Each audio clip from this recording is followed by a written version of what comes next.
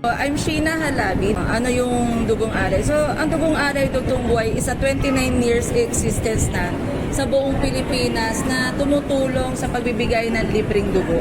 Sa mga gustong mag-volunteer or maging part ng Dugong Alay Dugtong Buhay, you can reach sa Facebook namin na Dugong Alay Dugtong Buhay and also sa aming president na si Ma'am Sarina Marilag. Good day to all.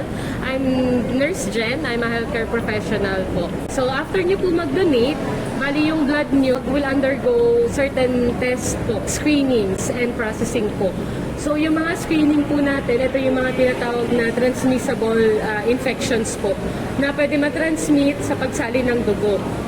5 infections po to. Ito po yung HIV, Hepatitis B, Hepatitis C, malaria and syphilis po. Ang aming protocol po is 24 hours bago siya maging available para bago natin malaman kung yung dugo ay reactive dun sa mga infections na yun. So if in case po na may donor na nag-reactive to any of those infections, ini-inform po namin sila once na makareceive kami ng confirmatory result from our ITM.